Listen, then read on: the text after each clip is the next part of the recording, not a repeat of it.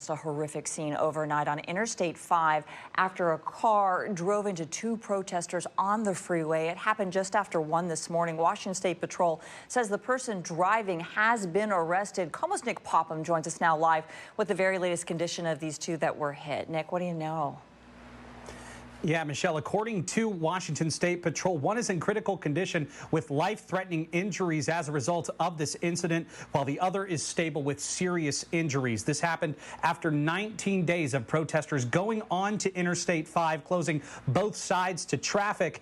Yet WSP says this car was still able to get around this blocked-off part of the freeway. Now, here's a look at some of the video someone shot of the incident. We're going to pause it before the car hits the protesters because it's graphic in nature, but State Patrol says the car was driving at a high rate of speed before hitting the two and then taking off once again. He was stopped near Edgar Martinez Drive South, and according to State Patrol, the driver wasn't impaired, so they're still trying to figure out why he would drive into these protesters. One eyewitness we spoke with, who's been working as an independent journalist covering the protests in Seattle, says he was on the freeway when he heard someone yell, a car, and decided to jump out of the way. It was a terrible thing to witness, and there's really nothing I can say that I can express the deep sorrow and the pain that people are going through right now.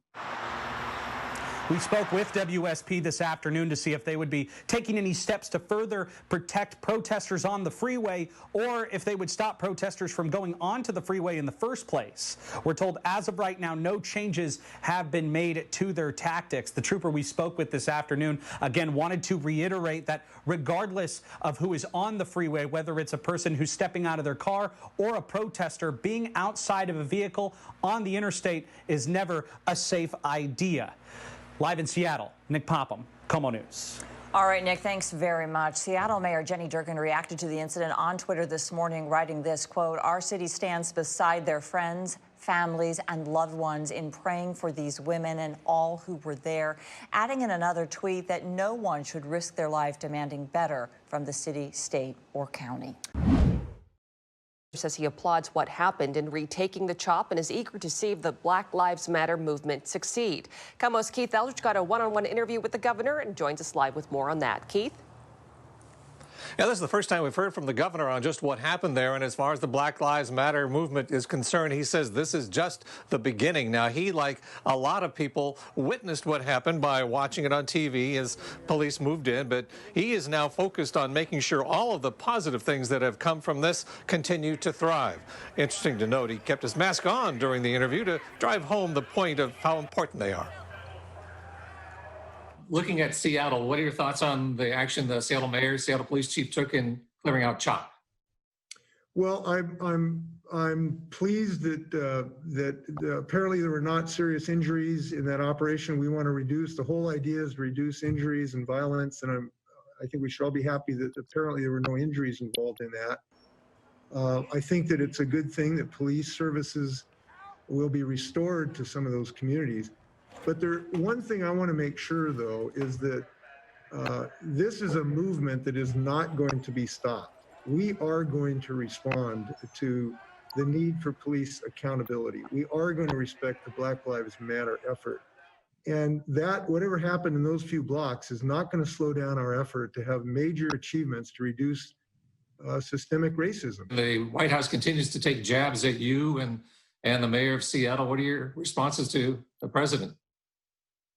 Well, we sort of, it's just kind of background noise at this point. The president, everybody knows, is in great political trouble, and he's, kind of flailing around trying to find some new enemies. We're more focused on our job of saving lives. And new details about this high-speed chase from Capitol Hill that blocked traffic on I-5 as officers tried to corner a man. We're learning that the man behind the wheel is a prominent protester in the former CHOP zone. Police say he was wanted for a felony. KOMO's Tammy Mutasa is live with video of the chase. Tammy? Yeah, Mary, I talked to Seattle police several times today, and we're working to find out exactly what led up to this chase. I also talked to several protesters at what used to be the CHOP right here, and they tell me that young man had a very big presence, and we actually have video of him during some confrontations here. A A dramatic chase ends on I-5 as Seattle police surround a crashed SUV. The driver climbs out of the sunroof and stands on top of it. Princess Asensio captured this video while her mother-in-law Sabrina was driving behind the wild chase. The next thing you know, he jumped off of the car and did this like that and ran around the two cops that were there and just booked it down the freeway. And he was so fast, I kid you not. Our KOMO News camera captured video of the man in handcuffs after police finally caught up with him. It was crazy. It was really shocking, let's put it that way. Police say he was wanted for a felony and ran away from officers near Broadway and Madison, a few blocks from where tensions ran high with protesters after police dismantled the chop zone yesterday. You see a black man trying to corrupt his own people, bro. Protesters we talked to say he goes by Rio and has been a vocal presence at the chop. Yo, get him out of here. Come on, brother, get him out of here, brother. This is him with a bullhorn and red pants on Monday, confronting activist Andre Taylor, while Taylor and faith leaders visited CHOP trying to convince protesters to go home after a string of shootings. KOMO News talked to him at a protest that drew thousands. I have a 9-month-old baby, and I do not want him in 20 years to be standing on the front line. Sabrina says she has a message for him after their close call in the chase. I would say, my brother, we love you. I don't understand what you're going through right now, but we all have stuff we're going through. You put a lot of people's lives in risk and danger.